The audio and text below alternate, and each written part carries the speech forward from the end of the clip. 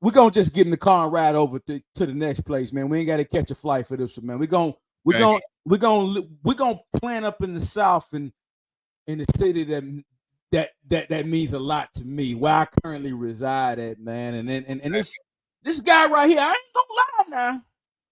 Say what you want to say about his goddamn big ass words he used, maybe sometimes out of context. That's okay. But what you can't say about this man, he can't rap his ass off, and he didn't have a hell of a run. Because now, I know I love me some Gucci. You alluded to Gucci earlier. Love me some Gucci. Got love for Jeezy. But I don't think nobody did Atlanta when it came to talking about the street and putting Atlanta in a different light. We know what Cass did. Y'all don't know that because he did a great breakdown on Cass previously. We ain't talking about them. We talking about Clifford T.I. Harris.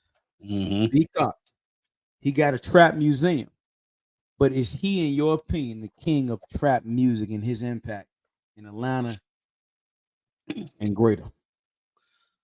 I don't know about king of trap music, but he is, at a minimum, commercially and widestream appeal, the person that introduced us to the term of what trap music was. Okay. What trapping was, because we didn't know what the fuck. He talking about trap music. What's the trap? I'm in the trap. You in the trap doing what? Trap? Yeah. And so that drops when I'm in college. And, you know, like I said, he wasn't the person that made up the term, even made up exactly what it is. And now we talk about what trap music is, like what the title of that album was versus what we know trap music to be now are two completely different things, right? They're two completely different things. But give him his props. He had, after a disappointing run commercially from his debut album, had about as good as a run from trap music to king as any artist out there. Run them down. Trap music, urban legend, king. Ooh.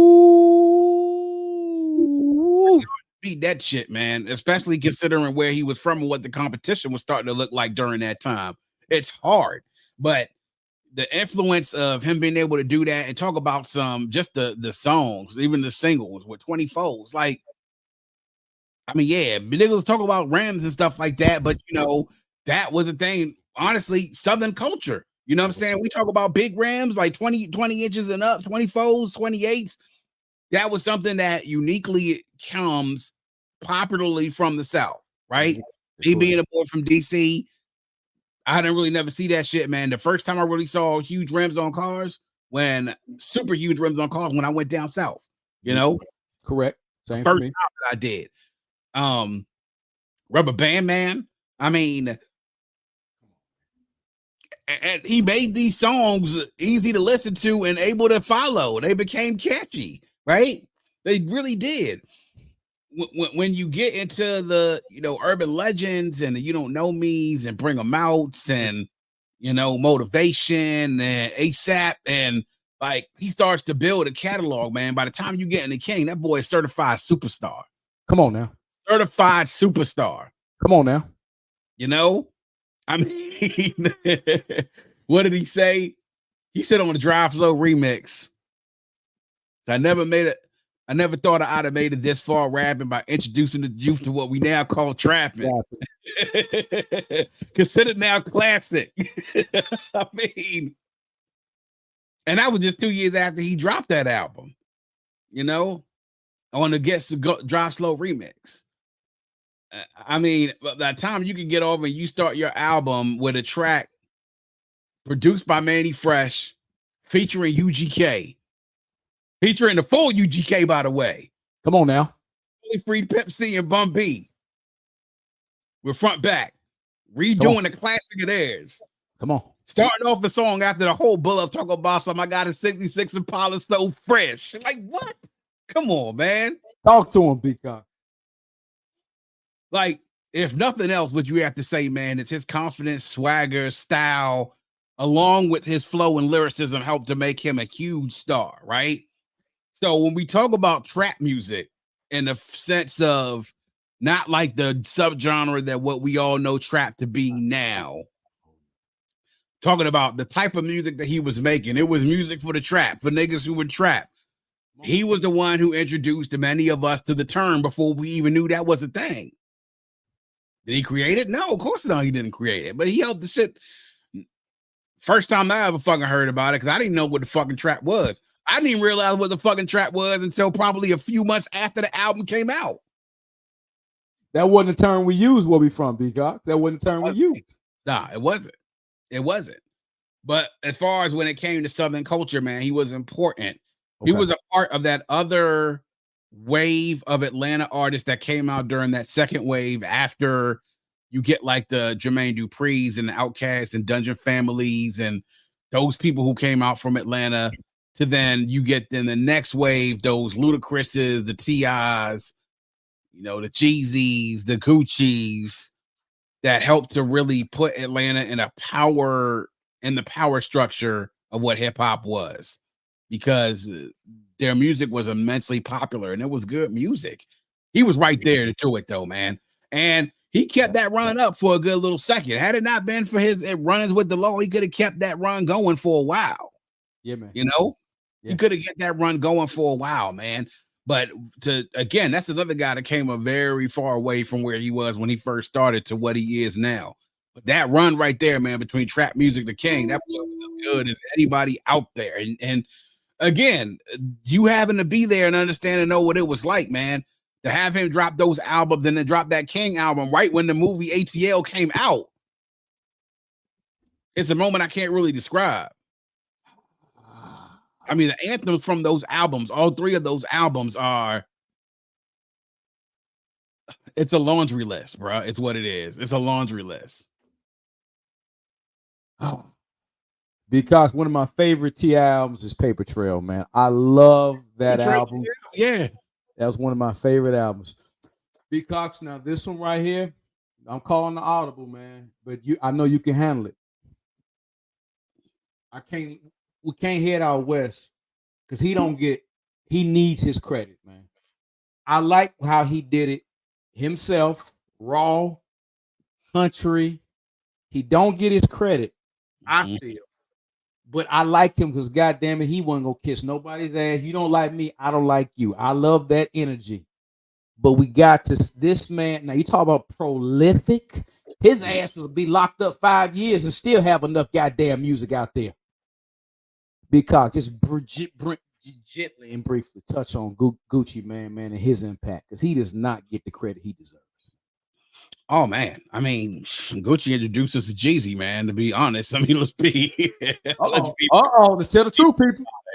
I mean, that's the real. And listen, I'm a Jeezy fan, right? When we were there versus, I was pulling for Jeezy because I remember that music. But man, Gucci, man, he did. And another guy that helped to create really a subculture around his music and around really, he is a cult of personality within music. I mean, when he did finally get out of prison and then come back out into the world and start making music again, he didn't slow down, you know. And you talk about the mixtape Gucci stuff that came out, the street albums that came out, the albums, the features and everything, once he was making up the lost time.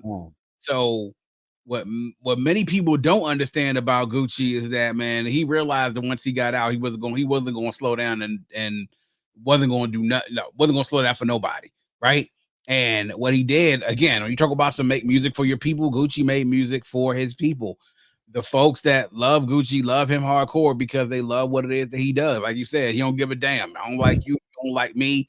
For years, this man was not willing to bury the hatchet between the shit that happened with Jeezy, but I can understand from his perspective why not.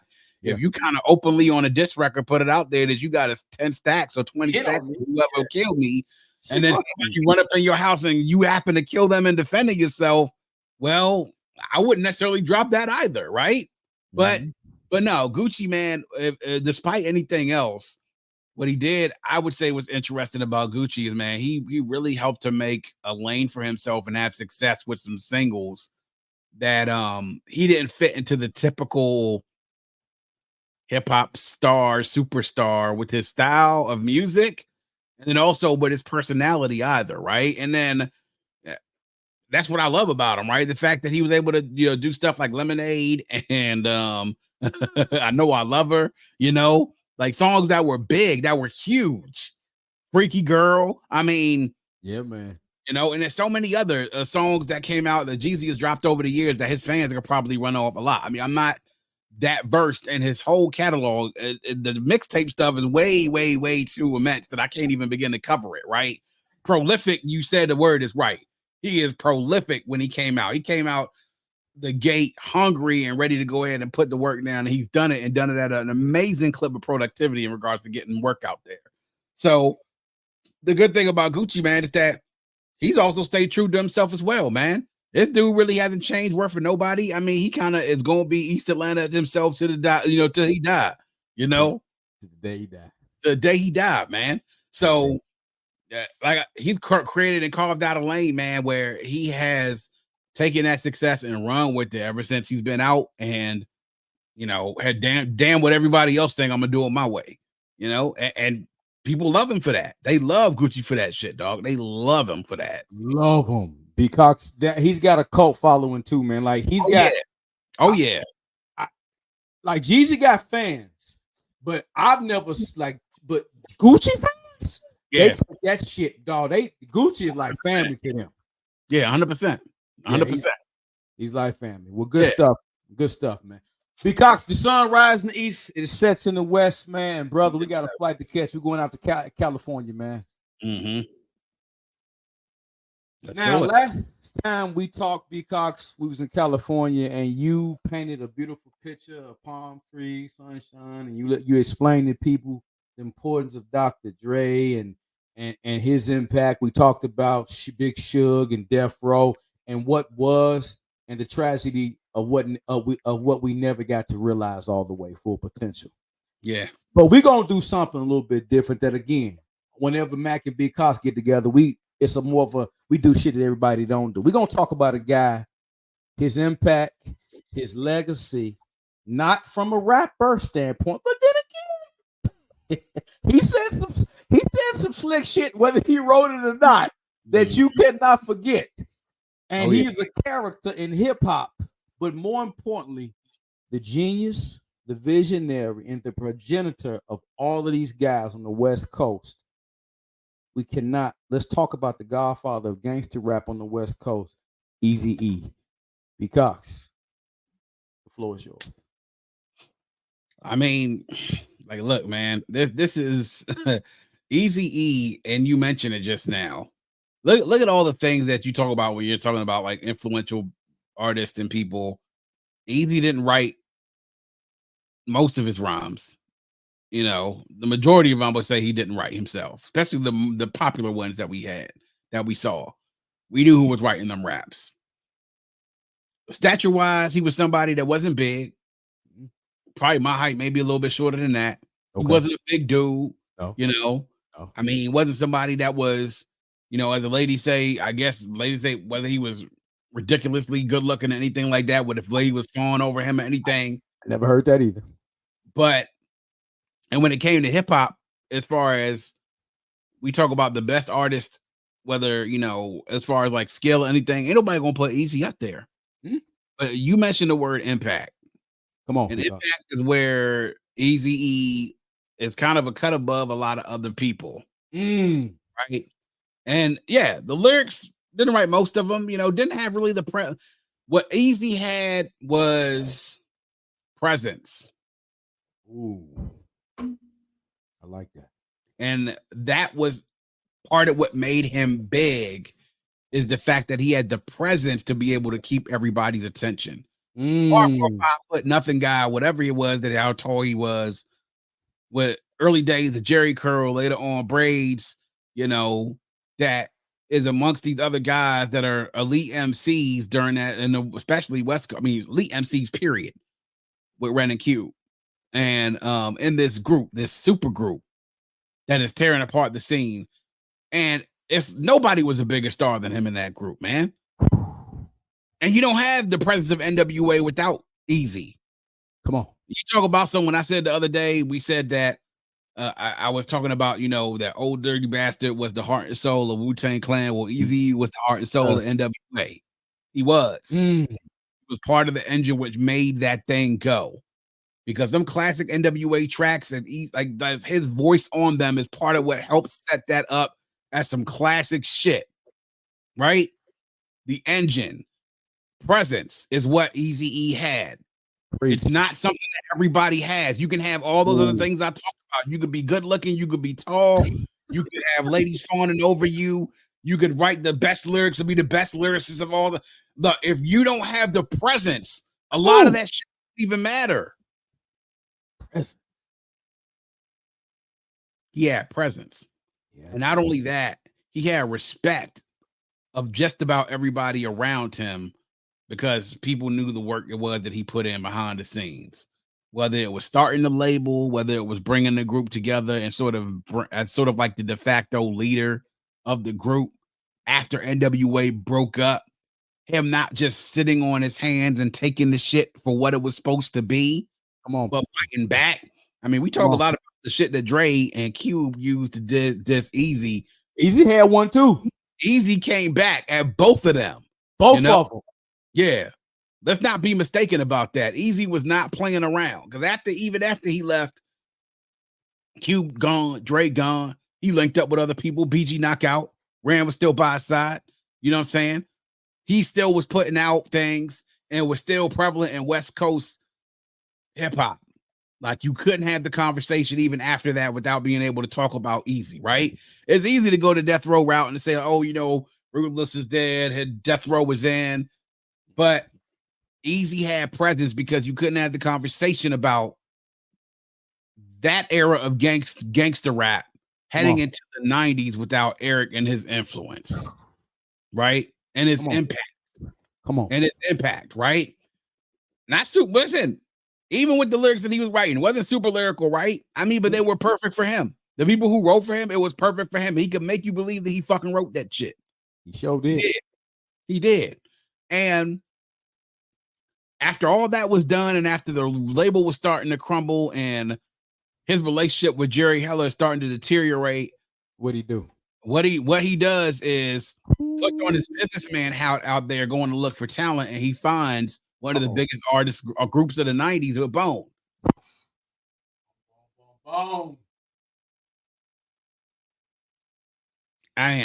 And with his guidance and tutelage, came out, you know, and blew the doors open with what it was that they were doing, right? Yes, sir. He helped to make that possible. He did. So his legacy, and when we talk about it, man, the body of work is his presence. I love that. Him being savvy and also him being resourceful. It all starts from back when he was hustling, you know? All that stuff is all transferable skills from hustling to music to business. It is. But, you know, Boys in the Hood doesn't work unless Eazy has presence.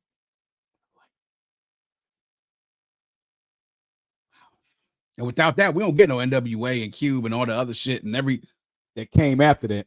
Right.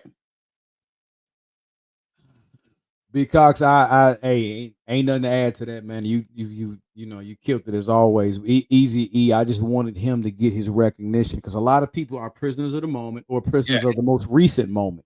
Oh yeah.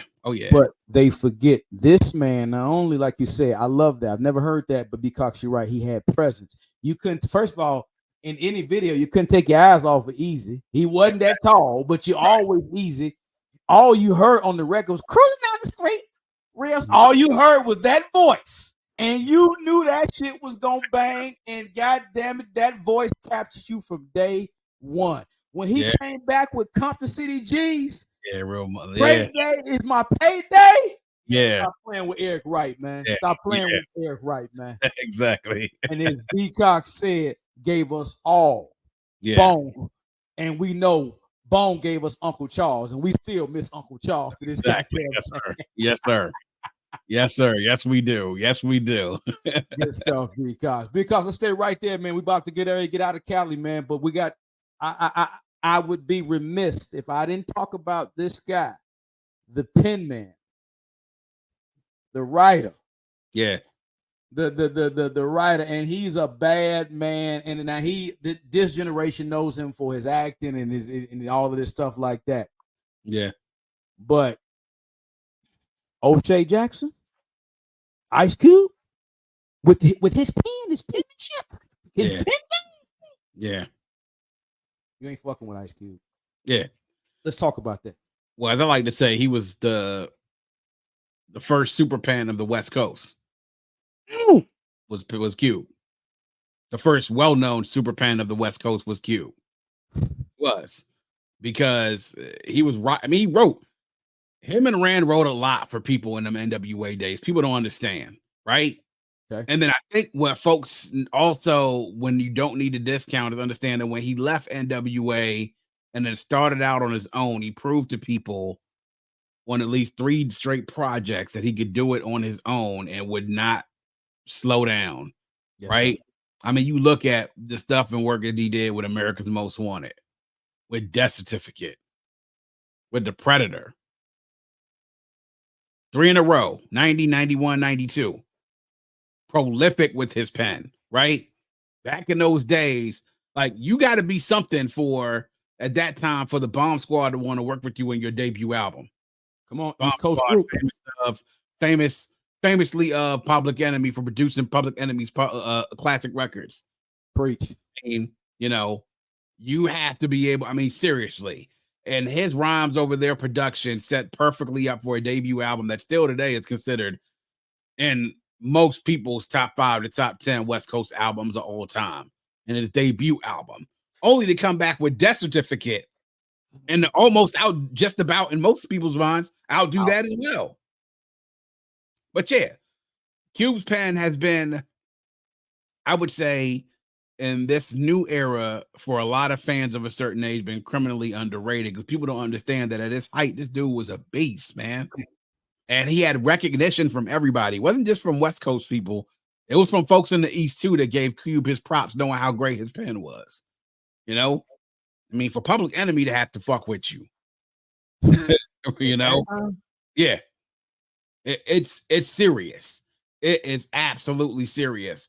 Cube had a run, man, between 87 to 93, 94, where he was amazing. The work that he did, those lyrics, the songs and the stories and stuff that he told, you know, the ideas, the song concepts were crazy. Absolutely crazy. He was the West Coast first super fan to me, you know, the first guy that could come out there and could prove to anybody who had any bias, them East Coast folks who said, oh, these niggas on the West Coast can't rap. They really can't write no lyrics. He proved that was some bullshit. And it was 100% wrong. Preach, because he did, man. He did. I mean, he kept it going for a long time, man. He did all the way through the West Side Connection first album. Yeah. You know, I mean, and he reinvented himself a few times, but you know, his impact can't be denied, man, because he was a huge part. We said Eric, you know, Eric was the heart and soul of N.W.A, and he was sort of the engine that sort of made it go, man. But when you talk about the body of work the N.W.A put out, man, a lot of that was done on the back and on the pen of Cube's pen of Cube. His pen. Along with others, Brandon DLC as well. Yeah. Yeah, without a doubt. All right, B Cox, man. We're gonna bring in a little more current for the West Coast, man. Mm-hmm. Now, I respect this gentleman because he said, listen here, man. I get what you're trying to do. It's cool. I can be a part. I wasn't trying to be a part of a group, but if this is how I got to get on, it's cool. But listen here, I'm not about to be no lieutenant. I got a whole coast on the West Coast. I got to represent my own coast, man. And he also was put on by Doc. Mm-hmm. And as you said and alluded to earlier, because when you got Dr. Dre, the master chef of hip hop, putting out your first album, over executive producing it, shit, because me and you right now can make a goddamn hit with Dr. Dre right now. Right now. Right. In my opinion, it's not the greatest, but with Dr. Dre, me and you can put some shit together and we could get it done. Oh, yeah. Definitely. Yeah, no doubt. No doubt. Because the game's discography and his impact, because yeah, he gets a little sometimes lost in, I think, trivial shit that he shouldn't be in. Yeah. But the boy's bar work, and when he really wants to rap, and his first that debut album, Hated Love and Underdogs on that Crip nigga, blood nigga, West, I mean, the game's first album. B. Cox, man, how do you place him? Where do you put him? And what is his impact in his generation? Yeah, his generation lyrically, man, he's up there. How up there depends on what your opinion of it is and who you're stacking him up against.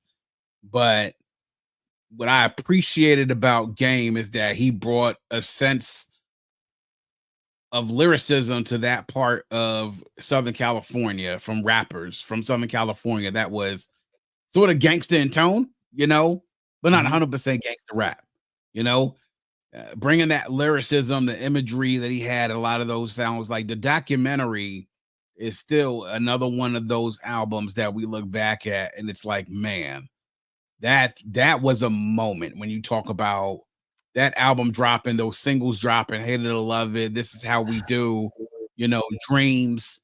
I mean, I mean, those singles were huge singles and hits, and you see the talent was evident on that album, like the lyricism out of this world. Because at this point, man, I think we were starting to, when it came to lyrics and lyricism, man, there a lot of people I think at that time were looking for other folks on the West Coast, alternative when it came to lyricists from the West Coast.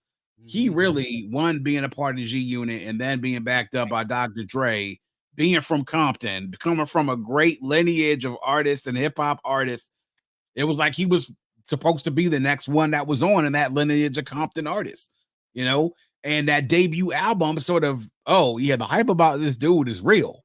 It's 100% real. It's 1000% real. What to me, I think helped to kill the momentum with that is immediately after the debut comes out, leaves G Unit, and he's gone. And him and 50 start beefing with each other. Doctor's Advocate comes out, solid, good. Not as good as the documentary, but good work. It's good work. It's good work. He continuously puts out solid work.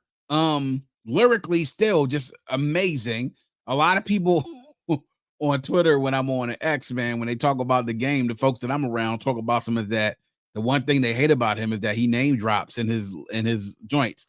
He's always the same name drops. He's talking about about Dre, about Pac, about Nas, Eazy. He always name dropping these motherfuckers in his raps. You know what I'm saying? And he's been doing that for a long time. And some people, it wears thin on them that he continuously goes back to that. That's a part of his calling card because that's what we came up on.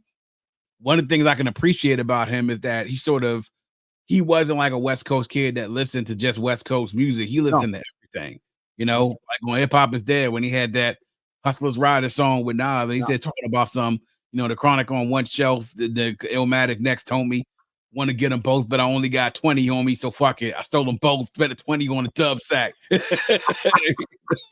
Yeah. I can appreciate that.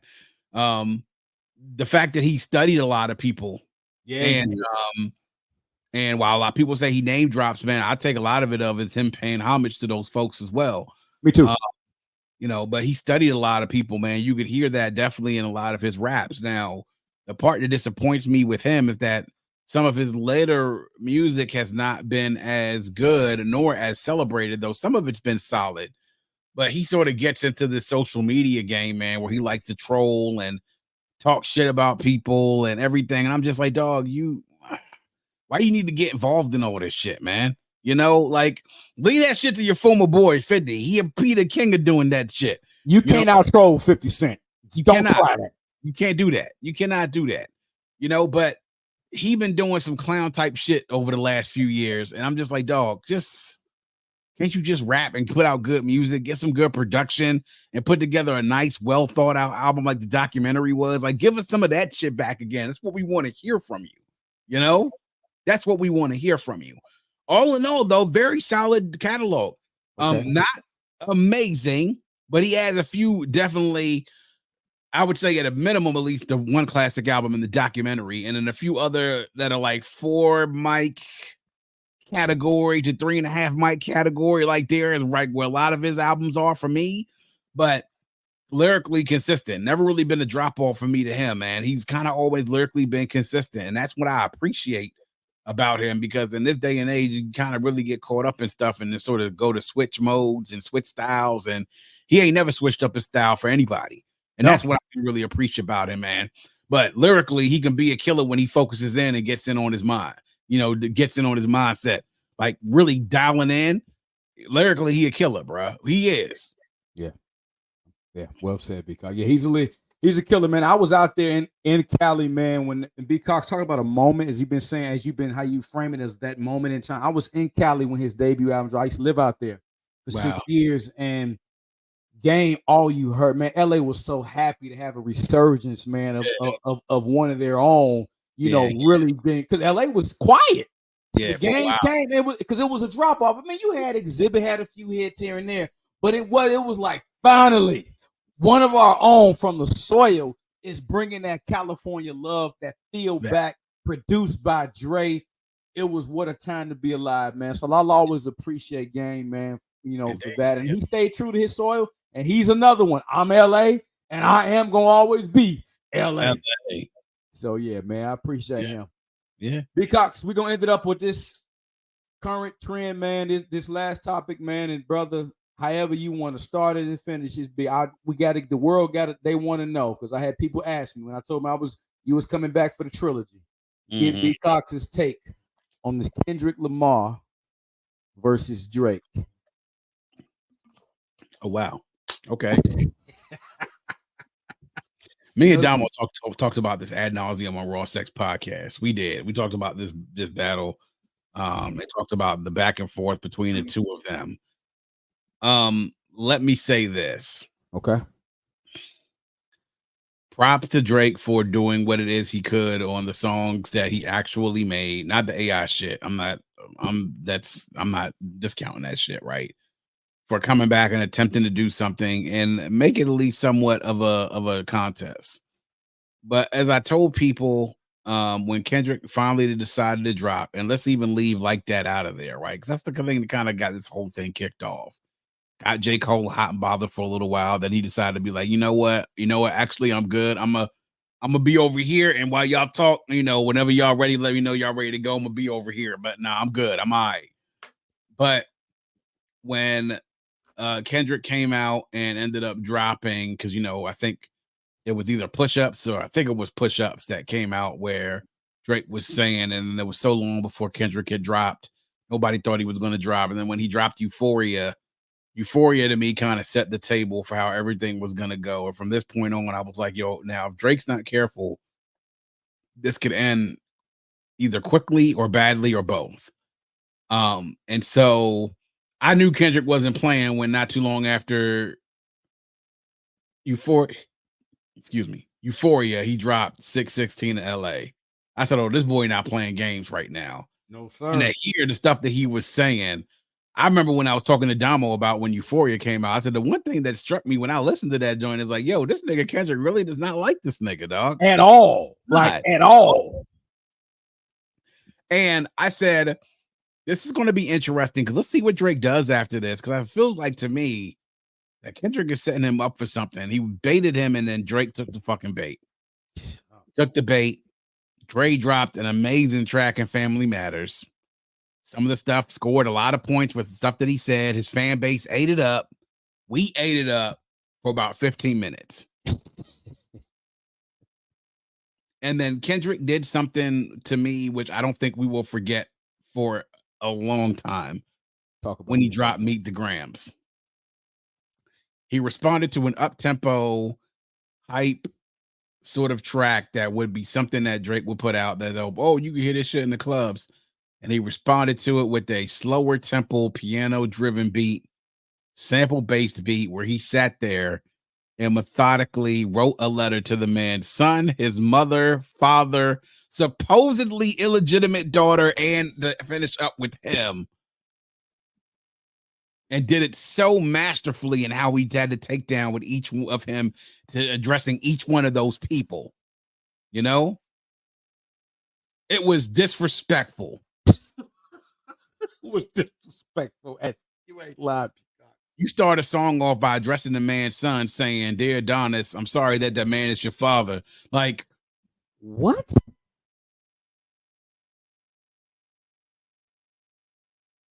I mean, that's wild. That's wild. And it was like as soon as that happened, sort of like Kendrick heard all the people talking about, oh well, Family Matters is still a better track. You can hear play that shit in the club. And Kendrick was like, all right, word. Play it in the club. I bet. Watch this. Watch this. That's the club, motherfucker. And then he drops Not Like Us. And he completely blew all that shit about what can we play in the club, what's going to put the people going like, took that shit and turned it on his head. And then he finally called him out on the last little bit of shit that like completed the entire battle. It was chess versus checkers is what it was. All day. I was about to say that. Kendrick baited Drake. Drake took the bait, and then Kendrick buried him with it. And then the few thing about the big thing that I tell folks is that when somebody gets you off your game and gets you frustrated or gets you or wears you down, what happens? You make unforced errors. That's exactly what the hell Drake did during this battle. He made a lot of unforced errors, even during Family Matters. Some lines that you rapping like you're trying to get the slaves freed, you know. The very last track that he writes, the Heart Part 6, where he pretty much brings something up that nobody had been talking about Millie Bobby Brown and about that. Like, bro, what are you talking about? Nobody's talking about this shit. When your opponent wears you down and your opponent has you frustrated, you make unforced errors, and that's exactly what Drake did. It was chess versus checkers. That's exactly what it was. Kendrick baited him, probably with the first track with Like That. Drake came back. He sat back, and when no one expected it, dropped his first diss track, and then continued to bait him until Drake came out, took the bait, and then he buried him with it on the next track 15 minutes later. Talk about something that we'll never experience probably ever again in life. Never. Family Matters to Meet the Grams is something that is just like, damn. You mean he dropped another track already? But Drake just came out with this shit, though. Are you serious? If we could capture what the fuck social media looked like during that time, particularly Twitter/X. That shit was crazy. The way we'll be trying to explain that to our grandkids one day because what the fuck that was like. Right. The fact that everybody was talking about Family Matters at one point in time, then all of a sudden it's just like, oh, wait, Kendrick just dropped something. It's a response already. Yeah. It was chess versus checkers, man. It was a battle that Drake hoped he could compete, and he did, and scored some points. But this was never a battle he was going to win. And Kendrick knew that. And Kendrick just said, I'm going to get this shit out of the way because I don't like you, and I've been wanting to fucking get this shit out about you for a while. So let's get this shit out of the way. Meet me at school afterwards, 3:00, outside by the buses. Is it because don't old school? Duck this rack, bring your ass. Yeah. And he did. He got his ass all hyped up, man, unforced errors, and then he fucking buried him with it. So he destroyed him. He did. And the fact that there are Drake fans out there still having this debate is hilarious. Let it go, y'all. Let it go. Let it go. Your man lost. Okay. Your man lost.